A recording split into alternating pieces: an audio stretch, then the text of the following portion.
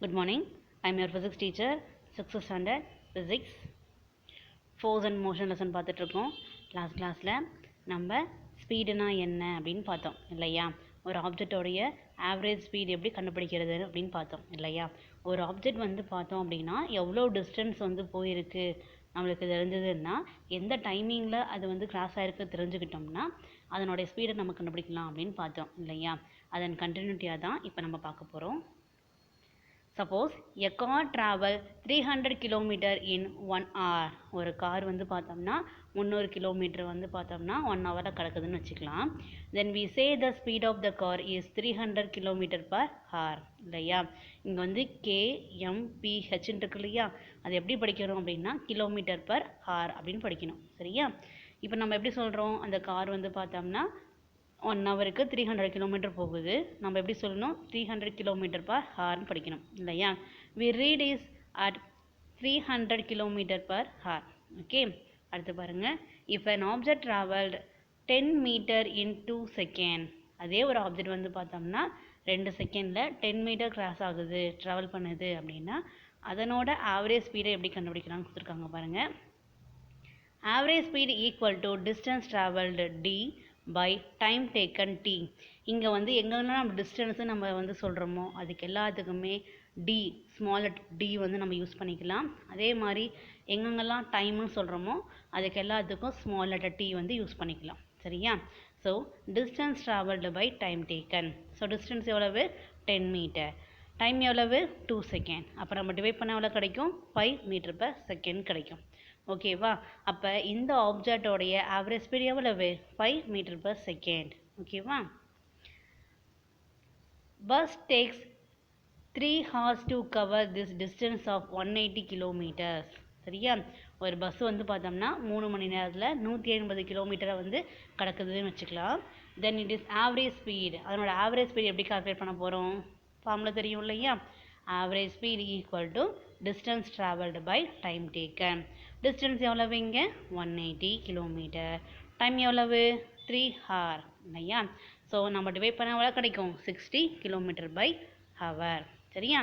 Right, இங்கே கவனிங்க.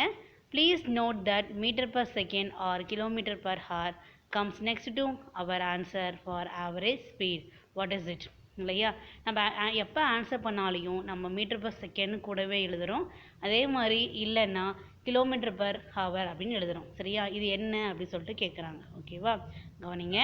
Observe the formula for average speed. If we denote the distance in meter and time by second, then the unit of average speed is meter per second. சரியா?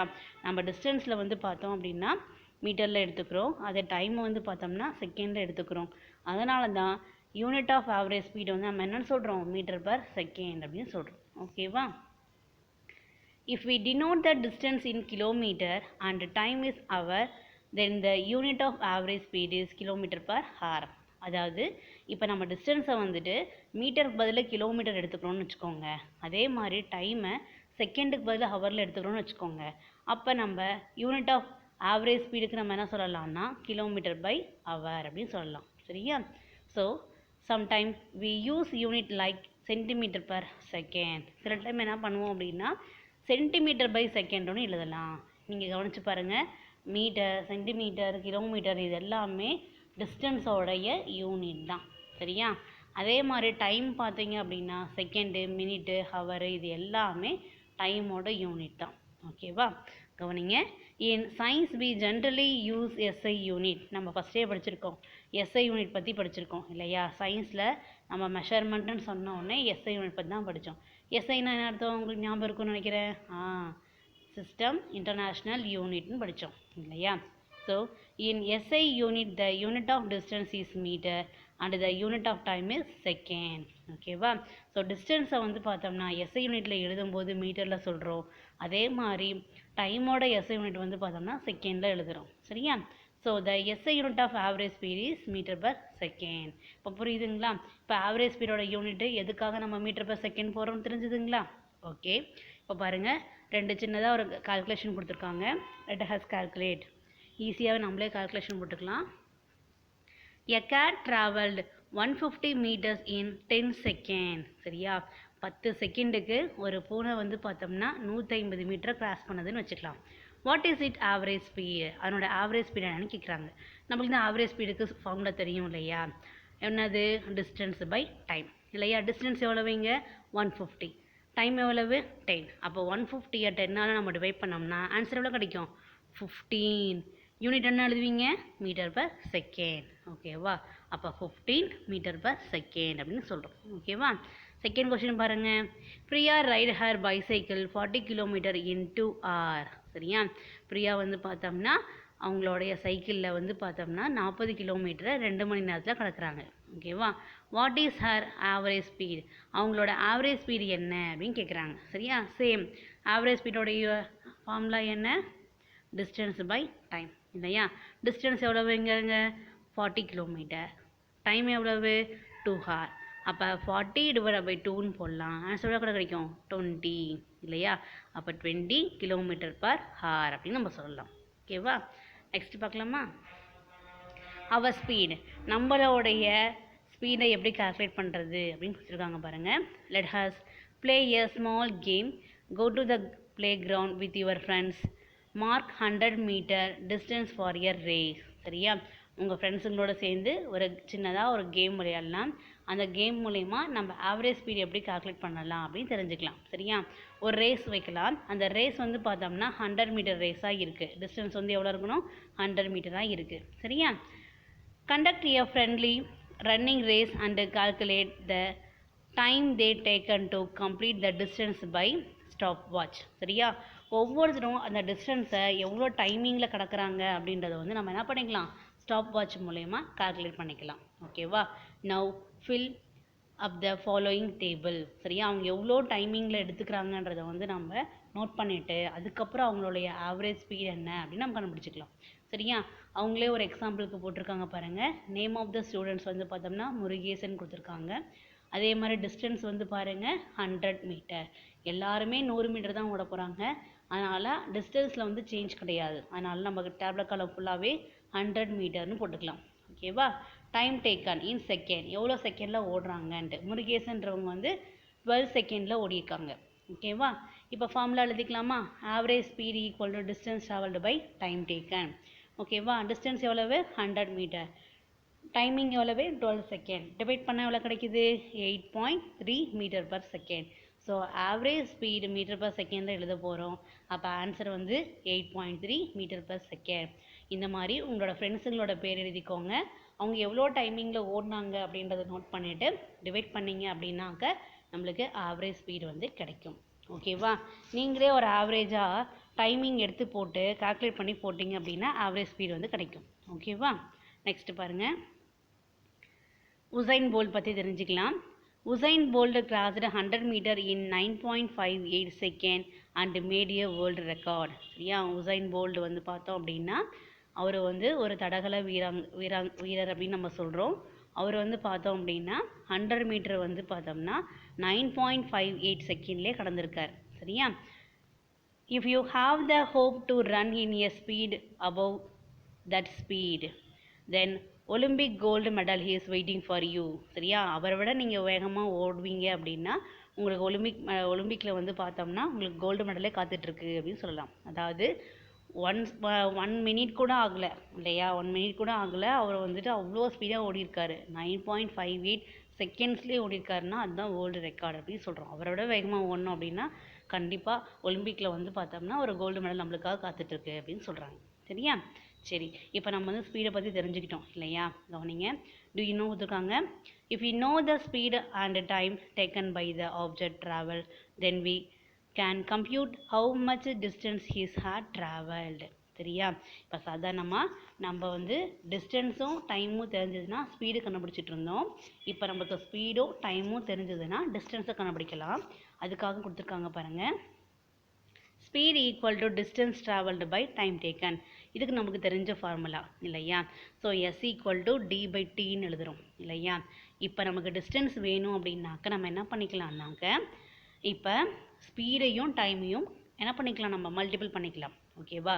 Therefore the distance travelled is speed into time. நம்மளுக்கு distance தெரியுது அப்படின்னாக்க timing தெரியுது அப்படின்னாக்க speed கண்டுபிடிச்சோம் இல்லையா. இப்போ நம்மளுக்கு ஸ்பீடும் டைமிங் தெரிஞ்சுது அப்படின்னா நாம் டிஸ்டன்ஸை வந்து கண்டுபிடிச்சிக்கலாம். அதுக்கான ஃபார்முலா வந்து ஸ்பீட் இன்ட்டு டைம். ஓகேவா, நெக்ஸ்ட் பார்க்கலாம்.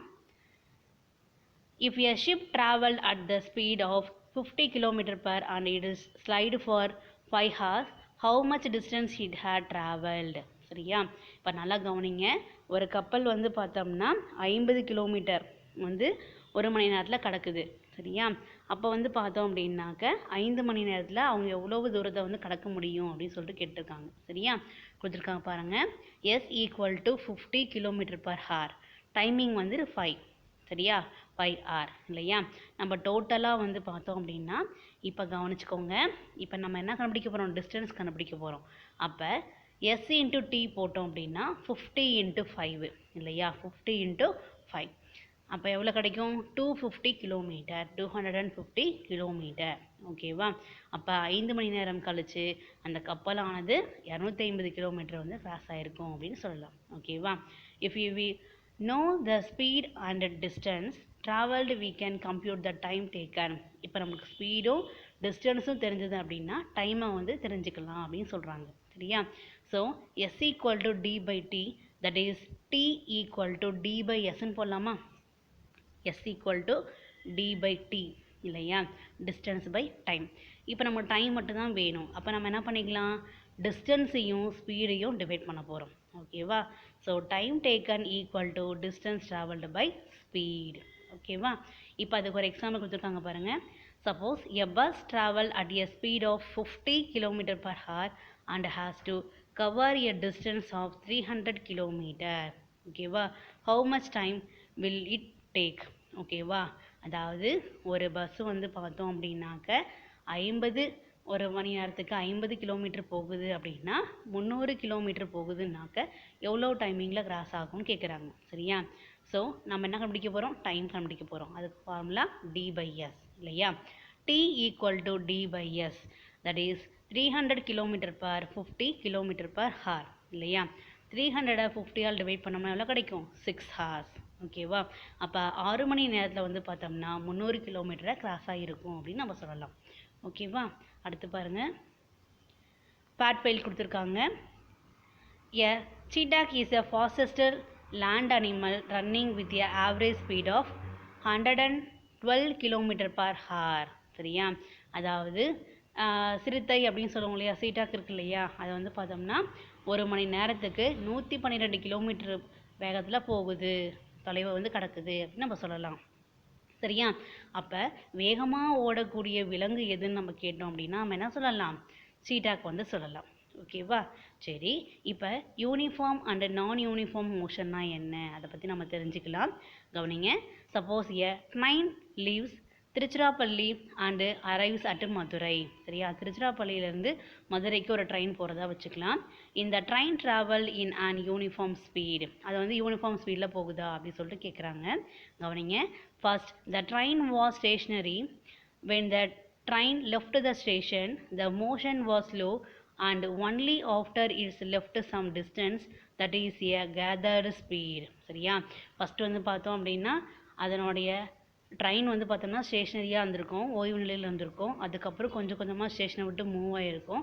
அதுக்கப்புறம் தான் ஸ்பீடு வந்து அப்படியே கொஞ்சம் கொஞ்சம் கிராஜுவலாக இன்க்ரீஸ் ஆகும். சரியா, after that is slow down while crossing a bridge and stop at the intermediate station for passengers. இல்லையா, அதே வந்துட்டு பிரிட்ஜ் மாதிரி இருக்கக்கூடிய இடத்துக்கோ இல்லை வந்து பேசஞ்சர்ஸை ஏற்றிட்டு போகக்கூடிய ஸ்டாப்பிங்கோ இருந்துச்சு அப்படின்னா அதனுடைய ஸ்பீடை வந்து என்ன பண்ணியிருக்கோம், ஸ்லோ பண்ணியிருக்கோம். இல்லையா, finally as the train approaches Madurai again it slowed and finally came to a halt. இல்லையா, அதுக்கப்புறம் மதுரை அடைஞ்ச உடனே அது ஹால்ட் ஆகிருக்கும். இல்லையா, that is the speed was not same although the journey time. இல்லையா, அதனுடைய ட்ராவலிங் டைம் வந்து பார்த்தோம் அப்படின்னாக்க ஒரே மாதிரியே இருந்தது இல்லை. இல்லையா, that is the speed was non-uniform, its motion is said to be non-uniform motion அப்படின்னு சொல்கிறோம். சரியா, அது வந்து பார்த்தோம்னா சீரான வேகத்தில் போகல, மாறி மாறி தான் இருக்குது. அதனால் ட்ரெயினோடைய மோஷன் நம்ம என்ன சொல்லலாம்னாக்க நான் யூனிஃபார்ம் மோஷனில் சொல்லலாம். ஓகேவா, ஸோ நெக்ஸ்ட் கிளாஸில் வந்து பார்த்தோம் அப்படின்னா டைப்ஸ் ஆஃப் மோஷன்லேயே இன்னும் கொஞ்சம் எக்ஸாம்பிள்ஸோடு நம்ம பார்க்க போகிறோம். நெக்ஸ்ட் கிளாஸில் பார்க்கலாம். தேங்க்யூ.